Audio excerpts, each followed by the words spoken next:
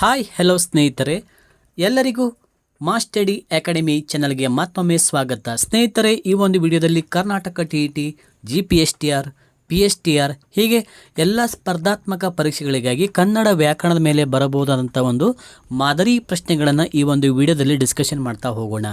ಈ ಒಂದು ವಿಡಿಯೋ ತಮಗೆ ಇಷ್ಟ ಆದರೆ ಈ ವಿಡಿಯೋಗೊಂದು ತಪ್ಪದೆ ಲೈಕ್ ಮಾಡಿ ಹಾಗೆ ಶೇರ್ ಮಾಡಿ. ಮೊದಲನೇದಾಗಿ ನೋಡಿ, ಬೆಟ್ಟ ಎಂಬುದು ಡ್ಯಾಶ್ ಆಗಿದೆ. ನಾಮಪದ, ಕ್ರಿಯಾಪದ, ವಿಶೇಷಣ, ಧಾತು. ಇಲ್ಲಿ ಬೆಟ್ಟ ಅನ್ನುವಂಥದ್ದು ಏನಾಗಿದೆ ಹೇಳಿ, ಇದು ಒಂದು ನಾಮಪದವಾಗಿದೆ. ಅಂದರೆ ಇದು ನಾಮಪದಗಳಲ್ಲಿ ಯಾವುದು ಹೇಳಿದು, ನಾಮಪದಗಳಲ್ಲಿ ಬಹಳ ಬರ್ತವೆ. ವಸ್ತುವಾಚಕ ನಾಮಪದ, ಗುಣವಾಚಕ ಇವೆಲ್ಲ ಬರ್ತಾವಲ್ಲ. ಹಾಗಾದರೆ ಇಲ್ಲಿ ಬೆಟ್ಟ ಎಂಬುದು ಯಾವುದಕ್ಕೆ, ನಾಮಪದಗಳಲ್ಲಿ ಯಾವುದಕ್ಕಿದು ವಸ್ತುವಾಚಕ ನಾಮಪದದಲ್ಲಿ ಬರುವಂಥ ಒಂದು ರೂಢನಾಮಕ್ಕೆ ಇದು ನಾಮಪದ ಎಂಬುದು ಸೇರಿದೆ. ಆಪ್ಷನ್ ಎ ಸರಿಯಾದ ಉತ್ತರ. ಓಕೆ, ನೆಕ್ಸ್ಟ್ ನೋಡಿ ಸ್ನೇಹಿತರೆ, ಕೆಟ್ಟದಾಗಿ ಬಾಳು ಡ್ಯಾಶ್. ಈ ವಾಕ್ಯದಲ್ಲಿ ಬಾಳು ಪದವು ಏನನ್ನು ಸೂಚಿಸ್ತದೆ? ನಾಮಪ್ರಕೃತಿ, ನಾಮಪದ, ಕ್ರಿಯಾಪ್ರಕೃತಿ, ವಿಶೇಷಣ ಅಂತ ಕೊಟ್ಟಿದ್ದಾರೆ. ಇಲ್ಲಿ ಕೆಟ್ಟದಾಗಿ ಬಾಳು, ಇಲ್ಲಿ ಬಾಳು ಅನ್ನೋಂಥದ್ದು ಸ್ನೇಹಿತರಲ್ಲಿ ಕ್ರಿಯಾಪ್ರಕೃತಿಯನ್ನು ಸೂಚಿಸುವಂಥದ್ದು. ಆಪ್ಷನ್ ಸಿ ಸರಿಯಾದ ಉತ್ತರ. ಕಮಲ ಪ್ರತಿದಿನವೂ ಶಾಲೆಗೆ ತಪ್ಪದೇ ಬರುತ್ತಾಳೆ. ಅವಳು ಅಂದಿನ ಪಾಠವನ್ನು ಅಂದೇ ಓದಿ ಮುಗಿಸುತ್ತಾಳೆ. ಈ ವಾಕ್ಯದಲ್ಲಿನ ರೂಢನಾಮ ಪದ ಯಾವುದು? ನೋಡಿ, ಇಷ್ಟೆಲ್ಲ ಒಂದು ವಾಕ್ಯನ ಓದ್ಕೋಬೇಕು. ಓದ್ಕೊಂಡಾಗ ನಮಗೆ ಇದರೊಳಗೆ ಇರುವಂಥ ಒಂದು ರೂಢನಾಮ ಯಾವುದು ಅಂತ ನೋಡಬೇಕು. ಇಲ್ಲಿ ಯಾವುದು ಹೇಳಿ, ಕಮಲ, ಅವಳು, ಶಾಲೆ, ಪಾಠ ಅಂತ ಇದೆ. ಇಲ್ಲಿ ಶಾಲೆ ಅನ್ನೋದೇನಾಗಿದೆ ಸ್ನೇಹಿತರೆ, ಇದು ರೂಢನಾಮಕ್ಕೆ ಒಂದು ಉದಾಹರಣೆ ಆಗಿರುವಂಥದ್ದು. ಇಲ್ಲಿ ಈ ವಾಕ್ಯದಲ್ಲಿ ಶಾಲೆ ಅಂತ ಇದೆಯಲ್ಲ, ಇದು ರೂಢನಾಮ ಆಗಿದೆ. ಹಾಗಿದ್ರೆ ಕಮಲ ಅನ್ನೋದೇನಾಗಿದೆ ಹೇಳಿ, ಅದು ಅಂಕಿತ ನಾಮ ಆಗಿದೆ, ಇಟ್ಟಂಥ ಹೆಸರು. ಹೌದಾ? ನೆಕ್ಸ್ಟ್ ನೋಡಿ, ಕುಂಟಿ ಎಂಬುದು ಡ್ಯಾಶ್ ಆಗಿದೆ. ಅಂಕಿತ ನಾಮ, ರೂಢನಾಮ, ಸರ್ವನಾಮ, ಅನ್ವರ್ತಕ ನಾಮ. ಸರಿಯಾದ ಉತ್ತರ ಆಪ್ಷನ್ ಡಿ ಅನ್ವರ್ತಕ ನಾಮ ಆಗಿದೆ. ರಾಮಕೃಷ್ಣ ಎನ್ನುವುದು ಅಂಕಿತ ನಾಮ, ರೂಢನಾಮ, ಅನ್ವರ್ತಕ ನಾಮ, ವಿಶೇಷಣ. ರಾಮಕೃಷ್ಣ ಅನ್ನೋದು ಒಂದು ಅಂಕಿತ ನಾಮವಾಗಿದೆ. ನಾಮಪದಗಳ ಸ್ಥಾನದಲ್ಲಿ ಅವುಗಳ ಬದಲಾಗಿ ಬಳಸುವಂಥ ಶಬ್ದಗಳು ಯಾವುದು? ಸರ್ವನಾಮ, ರೂಢನಾಮ, ಅಂಕಿತ ನಾಮ, ಅನ್ವರ್ತಕ ನಾಮ. ನೋಡಿ, ಇದಕ್ಕೆ ಸರಿಯಾದ ಉತ್ತರ ಆಪ್ಷನ್ ಎ ಸರ್ವನಾಮನ ಬಳಸ್ತೀವಿ. ನಾನು, ಅವನು, ಆಕೆ ಇವೆಲ್ಲ ಯಾವುದು ಹೇಳಿ ಒಂದು ಸರ್ವನಾಮಕ್ಕೆ ಉದಾಹರಣೆಗಳಾಗ್ತವೆ. ಆಪ್ಷನ್ ಎ ಸರಿಯಾದ ಉತ್ತರ. ಓಕೆ, ನೆಕ್ಸ್ಟ್ ನೋಡಿ, ಯಾರು ಇದು ಯಾವ ಸರ್ವನಾಮ? ಪ್ರಥಮ ಪುರುಷ, ಮಧ್ಯಮ ಪುರುಷ, ಉತ್ತಮ ಪುರುಷ, ಪ್ರಶ್ನಾರ್ಥಕ ಸರ್ವನಾಮ ಅಂತ ಕೊಟ್ಟಿದ್ದಾರೆ. ಇದಕ್ಕೆ ಸರಿಯಾದ ಉತ್ತರ ಆಪ್ಷನ್ ಡಿ, ಇದು ಪ್ರಶ್ನಾರ್ಥಕ. ಇಲ್ಲಿ ಪ್ರಶ್ನೆನ ಮಾಡ್ತಾ ಇದ್ದಾರೆ. ಹೌದಾ? ಹಾಗಾದರೆ ಇದು ಪ್ರಶ್ನಾರ್ಥಕ ಸರ್ವನಾಮ ಆಗಿದ್ರೆ. ಹಾಗಿದ್ರೆ ಪ್ರಥಮ ಪುರುಷ, ಮಧ್ಯಮ ಪುರುಷ, ಉತ್ತಮ ಪುರುಷ ಅಂತಂತಂದ್ರೆ ಏನಂತ ನೋಡಿ. ಇಲ್ಲಿ ಉತ್ತಮ ಪುರುಷ ಅಂತಂದರೆ ನಾನು, ಮಧ್ಯಮ ಪುರುಷ ಅಂತಂದ್ರೆ ನೀನು, ಅವನು ಅಂತಂದರೆ ಯಾವುದಿದು ಪ್ರಥಮ ಪುರುಷ ಆಗ್ತದೆ. ಉತ್ತಮ ಪುರುಷ, ಮಧ್ಯಮ ಪುರುಷ, ಪ್ರಥಮ ಪುರುಷ. ಓಕೆನಾ? ಈಗ ಹಾಗಾದರೆ ಯಾರು ಅಂತ ಏನಾಗಿದೆ ಹೇಳಿದು ಪ್ರಶ್ನಾರ್ಥಕ ಸರ್ವನಾಮ ಆಗಿದೆ ಸ್ನೇಹಿತರೆ. ಓಕೆ, ನೆಕ್ಸ್ಟ್ ನೋಡಿ, ಅವಳು ಕನ್ನಡ ಶಾಲೆಯ ಜಾಣ ಹುಡುಗಿ. ಇಲ್ಲಿ ಜಾಣ ಹುಡುಗಿ ಅನ್ನೋದು ಏನಾಗಿದೆ? ಪ್ರಕಾರವಾಚಕ, ಗುಣವಾಚಕ, ದಿಗ್ವಾಚಕ, ಕೃದಂತ ವಿಶೇಷಣ ಅಂತ ಹೇಳಿದ. ಇಲ್ಲಿ ಆ ಹುಡುಗಿಯ ಒಂದು ಗುಣವನ್ನು ಹೇಳ್ತಾ ಇದ್ದಾರೆ. ಆಗಿದ್ರೆ ಇಲ್ಲಿ ನೋಡಿ, ಪ್ರಶ್ನೆಯೊಳಗೆ ಉತ್ತರ ಇದೆ. ಆಪ್ಷನ್ ಬಿ ಗುಣವಾಚಕ ಆಗಿದೆ ಸ್ನೇಹಿತರೆ. ಹಾಗೆ ಸ್ನೇಹಿತರೆ, ಯಾರೆಲ್ಲ ಈ ಒಂದು ಕ್ಲಾಸನ್ನು ಕೇಳ್ತಾ ಇದ್ರೆ ಎಲ್ಲರೂ ಒಂದು ಲೈಕನ್ನು ಕೊಡಿ. ಹಾಗೆ ನಿಮಗೆ ಇದೇ ಥರ ಇನ್ನೂ ಹೆಚ್ಚಿನ ರೀತಿಯ ಕ್ಲಾಸಸ್ಗಳು ಬೇಕಾದಲ್ಲಿ ನಮ್ಮ ಮಾಸ್ಟಡಿ ಅಕಾಡೆಮಿ ಚಾನಲ್ಗೆ ಸಬ್ಸ್ಕ್ರೈಬ್ ಆಗಿ. ಭಾರತ ನನ್ನ ದೇಶವೆಂದು ಹೆಮ್ಮೆಯಿಂದ ನುಡಿದೆನು. ಇಲ್ಲಿರುವ ಭಾವನಾಮ ಯಾವುದು? ಭಾರತ, ನಾನು, ದೇಶ, ಹೆಮ್ಮೆ.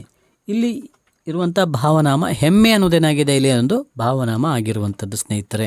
ಓಕೆ, ನೆಕ್ಸ್ಟ್ ನೋಡಿ, 10ನೇ ಪ್ರಶ್ನೆ ನೋಡಿ, ನಮ್ಮ ಮುಖ್ಯಮಂತ್ರಿಗಳು ಲಕ್ಷಾಂತರ ಸಾಲ ಮನ್ನಾ ಮಾಡಿದರು. ಇಲ್ಲಿ ಲಕ್ಷಾಂತರ ರೂಪಾಯಿ ಎನ್ನುವುದು ಏನಾಗಿದೆ? ಇಲ್ಲಿ ಲಕ್ಷಾಂತರ ರೂಪಾಯಿ ಅಂತಂದರೆ ಏನು ಅಂತ ಕೇಳಿದ್ದಾರೆ. ಹೌದಾ? ಸಂಖ್ಯಾವಾಚಕನ, ಪ್ರಕಾರವಾಚಕನ, ಪರಿಮಾಣವಾಚಕನ ಅಥವಾ ಗುಣವಾಚಕ ವಿಶೇಷಣ ಅಂತ ಕೇಳಿದ್ದಾರೆ. ಹಿಂಗೆ ಹೌದಾ? ಇದಕ್ಕೆ 10ನೇ ಪ್ರಶ್ನೆಗೆ ಸರಿಯಾದ ಉತ್ತರ ಯಾವುದು ಹೇಳಿದು? ಪರಿಮಾಣವಾಚಕ ವಿಶೇಷಣವಾಗಿರುವಂಥದ್ದು. ಹೌದಾ? ಲಕ್ಷಾಂತರ ರೂಪಾಯಿ ಪರಿಮಾಣ, ಅಷ್ಟು ಇಷ್ಟು ಪರಿಮಾಣವನ್ನು ಹೇಳ್ತಾ ಇದೆ.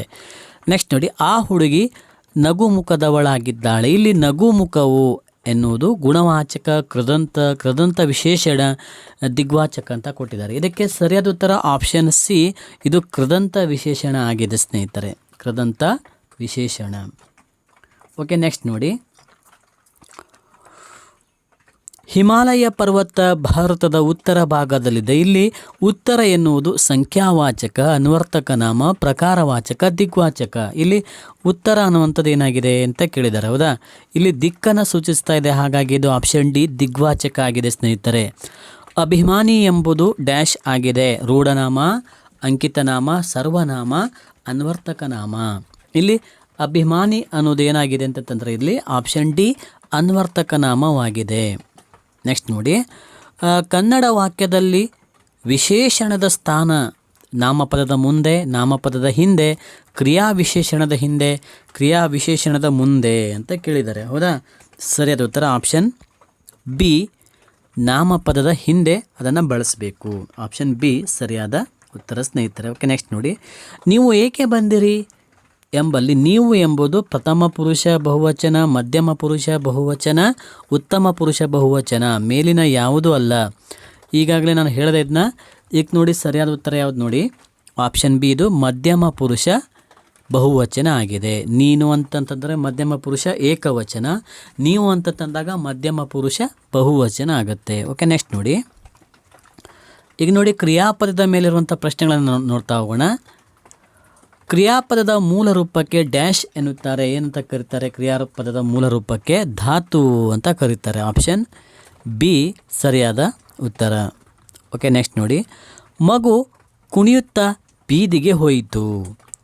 ಇಲ್ಲಿ ಕುಣಿಯುತ್ತಾ ಪದವು ಕ್ರಿಯಾಪದ, ನಾಮ ಪ್ರಕೃತಿ, ಧಾತು, ಸಾಪೇಕ್ಷ ಕ್ರಿಯಾಪದ ಅಂತ ಇದೆ. ಹೌದಾ, ಇಲ್ಲಿ ಕುಣಿಯುತ್ತಾ ಅನ್ನುವಂಥದ್ದು ಏನಾಗಿದೆ ಅಂತ ಕೇಳಿದ್ದಾರೆ. ಸರಿಯಾದ ಉತ್ತರ ಏನು ಹೇಳಿದು?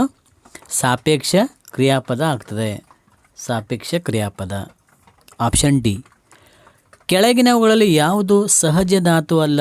ನಡೆ, ನುಡಿ, ರಕ್ಷಿಸು, ಹೇಳು. ಇದರೊಳಗೆ ಯಾವುದು ಸಹಜ ಧಾತು ಅಲ್ಲ ಅಂತ ಕೇಳಿದ್ದಾರೆ. ಸರಿಯಾದ ಉತ್ತರ ಆಪ್ಷನ್ ಸಿ ರಕ್ಷಿಸು ಅನ್ನೋದು ಇಲ್ಲಿ ಒಂದು ಸಹಜ ಧಾತು ಅಲ್ಲ. ಓಕೆ, ನೆಕ್ಸ್ಟ್ ನೋಡಿ, ಸಂಗೀತ ಕೇಳಲು ಹೋಗಿದ್ದೇನೋ ಸರಿ, ಆದರೆ ಕಚೇರಿ ನಡೆಯಲಿಲ್ಲ. ಈ ವಾಕ್ಯದಲ್ಲಿ ಕ್ರಿಯಾಪದ ಯಾವುದು? ಕೇಳು, ಹೋಗು, ಸಂಗೀತ, ನಡೆಯಲಿಲ್ಲ ಅಂತ ಕೊಟ್ಟಿದ್ದಾರೆ. ನೋಡಿ, ಇದಕ್ಕೆ 4ನೇ ಪ್ರಶ್ನೆಗೆ ಸರಿಯಾದ ಉತ್ತರ ಆಪ್ಷನ್ ಡಿ ನಡೆಯಲಿಲ್ಲ ಅನ್ನೋದು ಸರಿಯಾದ ಉತ್ತರ. ರಂಗಮಂಟಪದಲ್ಲಿ ಜಾನಪದ ಹಾಡುಗಳನ್ನು ಕೇಳಿ ತರುಣಿ ಹೊರಬಂದಳು. ಈ ವಾಕ್ಯದಲ್ಲಿ ಭೂತ ನ್ಯೂನ ಕ್ರಿಯಾಪದ ಯಾವುದು ಅಂತ ಕೇಳಿದ್ದಾರೆ. ಹೌದಾ, ಇದಕ್ಕೆ ಈ ಒಂದು 5ನೇ ಪ್ರಶ್ನೆಗೆ ಸರಿಯಾದ ಉತ್ತರ ಆಪ್ಷನ್ ಬಿ ಕೇಳಿ ಅನ್ನೋದು ಸರಿಯಾದ ಉತ್ತರ. ಕೇಳಿ.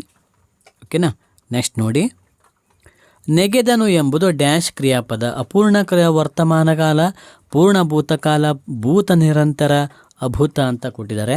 ಇದಕ್ಕೆ ಸರಿಯಾದ ಉತ್ತರ ನೋಡೋದಾದರೆ ಆಪ್ಷನ್ ಬಿ ಪೂರ್ಣ ಭೂತಕಾಲ ಸರಿಯಾದ ಉತ್ತರ. ಇಲ್ಲಿ ದ ಅನ್ನುವಂಥ ಒಂದು ಕಾಲಸೂಚಕ ಪ್ರತ್ಯಯ ಬಂದಿದೆ. ಹಾಗಾಗಿ ದ ಅಂತ ಬಂದರೆ ಯಾವುದದು? ಭೂತಕಾಲ ಸೂಚ ಪ್ರತ್ಯಯವಾಗಿದೆ. ದ ಅಂತ ಬಂದಿದೆ. ಹೌದಾ, ಓಕೆ, ನೆಕ್ಸ್ಟ್ ನೋಡಿ, ಡ್ಯಾಶ್ ಇದು ಕ್ರಿಯಾಪದದ ರೂಪವಾಗಿದೆ. ನಕ್ಕಳು, ನಕ್ಕಿದಳು, ನಗಿದಳು, ನಗಿತು ಅಂತ ಇದೆ. ಸೊ ಇದಕ್ಕೆ 7ನೇ ಪ್ರಶ್ನೆಗೆ ಸರಿಯಾದ ಉತ್ತರ ಆಪ್ಷನ್ ಎ ನಕ್ಕಳು ಅನ್ನೋದು ಒಂದು ಕ್ರಿಯಾಪದದ ರೂಪ ಆಗಿದೆ.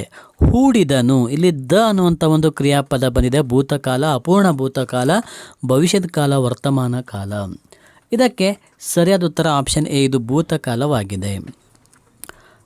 ಜನರು ಹೋಗುತ್ತಿದ್ದಾರೆ ಡ್ಯಾಶ್. ಈ ವಾಕ್ಯದಲ್ಲಿ ಧಾತು ಯಾವುದು? ಜನರು, ಹೋಗು, ಹೋಗುತ್ತಿದ್ದಾರೆ, ಅಂತ ಇದೆ. ಇದಕ್ಕೆ ಸರಿಯಾದ ಉತ್ತರ ನೋಡೋದಾದ್ರೆ ಆಪ್ಷನ್ ಬಿ ಹೋಗು ಅನ್ನೋದು ಸರಿಯಾದ ಉತ್ತರ. ಹೋಗು. ಓಕೆನಾ, ನೆಕ್ಸ್ಟ್ ನೋಡಿ 10ನೇ ಪ್ರಶ್ನೆ, ಮೈತ್ರಿ ಹಾಡು ಕಲಿಯುತ್ತಿದ್ದಾಳೆ. ಈ ವಾಕ್ಯದಲ್ಲಿ ಕಲಿಯುತ್ತಿದ್ದಾಳೆ ಎಂಬುದು ಏನಾಗಿದೆ? ಕಲಿಯುತ್ತಿದ್ದಾಳೆ ಎಂಬುದು ಆಪ್ಷನ್ ಎ ಅಪೂರ್ಣ ವರ್ತಮಾನ ಕಾಲ, ಪೂರ್ಣ ವರ್ತಮಾನ ಕಾಲ, ಭವಿಷ್ಯದ ಕಾಲ, ಪೂರ್ಣ ಭೂತಕಾಲ ಅಂತ ಕೊಟ್ಟಿದ್ದಾರೆ. ಇದಕ್ಕೆ ಸರಿಯಾದ ಉತ್ತರ ಆಪ್ಷನ್ ಎ ಅಪೂರ್ಣ ವರ್ತಮಾನ ಕಾಲವಾಗಿದೆ ಸ್ನೇಹಿತರೆ. ಆಪ್ಷನ್ ಎ ಸರಿಯಾದ ಉತ್ತರ. ಓಕೆ, ನೆಕ್ಸ್ಟ್ ನೋಡಿ, ಭಾರತದ ಕ್ರಿಕೆಟ್ ತಂಡ ಆಸ್ಟ್ರೇಲಿಯಾವನ್ನು ಸೋಲಿಸಿದೆ ಡ್ಯಾಶ್. ಈ ವಾಕ್ಯದಲ್ಲಿ ಪೂರ್ಣ ವರ್ತಮಾನ ಕಾಲದ ರೂಪ ಯಾವುದು ಅಂತ ಕೇಳಿದ್ದಾರೆ. ಇದು ಈ ಪ್ರಶ್ನೆಗೆ ಸರಿಯಾದ ಉತ್ತರ ಆಪ್ಷನ್ ಬಿ ಸೋಲಿಸಿದೆ ಅನ್ನೋದು ಸರಿಯಾದ ಉತ್ತರ. ನೀನು ಯಾರ ವಿಷಯ ಹೇಳುತ್ತಿದ್ದೆ ಡ್ಯಾಶ್. ಇದು ಯಾವ ಕಾಲದಲ್ಲಿದೆ? ಭೂತಕಾಲ, ಅಪೂರ್ಣ ಭೂತಕಾಲ, ಪೂರ್ಣ ಭೂತಕಾಲ, ಪೂರ್ಣ ವರ್ತಮಾನ ಕಾಲ ಅಂತ ಕೊಟ್ಟಿದ್ದಾರೆ. ಈ ಪ್ರಶ್ನೆಗೆ ಸರಿಯಾದ ಉತ್ತರ ಆಪ್ಷನ್ ಬಿ, ಅಪೂರ್ಣ ಭೂತಕಾಲ ಸರಿಯಾದ ಉತ್ತರ, ಅಪೂರ್ಣ ಭೂತಕಾಲ. ಓಕೆ, ನೆಕ್ಸ್ಟ್ ನೋಡಿ, ಮೇಷ್ಟ್ರು ಮಕ್ಕಳಿಗೆ ಪಾಠ ಹೇಳುತ್ತಿದ್ದಾರೆ, ಇದು ಯಾವ ಕಾಲದಲ್ಲಿದೆ? ವರ್ತಮಾನ ಕಾಲ, ಅಪೂರ್ಣ ವರ್ತಮಾನ ಕಾಲ, ಅಪೂರ್ಣ ಭವಿಷ್ಯದ ಕಾಲ, ಪೂರ್ಣ ಭವಿಷ್ಯದ ಕಾಲ ಅಂತ ಕೊಟ್ಟಿದ್ದಾರೆ. ಈ 13ನೇ ಪ್ರಶ್ನೆಗೆ ಸರಿಯಾದ ಉತ್ತರ ಆಪ್ಷನ್ ಸಿ, ಅಪೂರ್ಣ ಭವಿಷ್ಯದ ಕಾಲವಾಗಿದೆ. ಇಸು ಪ್ರತ್ಯಯವನ್ನು ಸೇರಿಸಿ ಆಗುವ ಧಾತು ಡ್ಯಾಶ್ ಎನ್ನುವರು ಮೂಲಧಾತು, ಸಾಧಿತ ಧಾತು, ಸಕರ್ಮಕ ಧಾತು, ಅಕರ್ಮಕ ಧಾತು. ಇದಕ್ಕೆ ಸರಿಯಾದ ಉತ್ತರ ಆಪ್ಷನ್ ಬಿ, ಸಾಧಿತ ಧಾತು ಅಂತೇಳಿ ಕರೀತಾರೆ, ಸಾಧಿತ ಧಾತು. ಓಕೆ, ನೆಕ್ಸ್ಟ್ ನೋಡಿ, ಅವರು ನನಗೆ ನಾಳೆ ಬರುವಂತೆ ಹೇಳಿದರು, ಇದು ಯಾವ ಕಾಲದಲ್ಲಿ ಇದೆ? ಅವರು, ಇದಕ್ಕೆ ಆಪ್ಷನ್ ಬಿ, ಪೂರ್ಣ ಭವಿಷ್ಯದ ಕಾಲದಲ್ಲಿ ಇದೆ. ಹೌದಾ? ಆಪ್ಷನ್ ಬಿ ಸರಿಯಾದ ಉತ್ತರ. ಓಕೆ, ಇಲ್ಲಿಯವರೆಗೆ ಇನ್ನಷ್ಟು ಕ್ವಶನ್ಸ್ಗಳಿದ್ದಾವೆ, ನೆಕ್ಸ್ಟ್ ವಿಡಿಯೋದಲ್ಲಿ ನೋಡೋಣ ಸ್ನೇಹಿತರೆ. ಇಲ್ಲಿಯವರೆಗೆ ಈ ಒಂದು ವಿಡಿಯೋ ನೋಡಿದ್ದಕ್ಕೆ ಧನ್ಯವಾದಗಳು. ಇದೇ ಥರ ನಿಮಗೆ ಇನ್ನೂ ಹೆಚ್ಚಿನ ರೀತಿಯ ವೀಡಿಯೋಸ್ಗಳಿಗಾಗಿ ನಮ್ಮ ಮಾಸ್ ಸ್ಟಡಿ ಅಕಾಡೆಮಿ ಚಾನಲನ್ನು ಸಬ್ಸ್ಕ್ರೈಬ್ ಮಾಡಿಕೊಂಡು ನಿಮ್ಮ ಸ್ನೇಹಿತರಿಗೂ ಸಹ ಆದಷ್ಟು ಶೇರ್ ಮಾಡಿ. ಧನ್ಯವಾದ.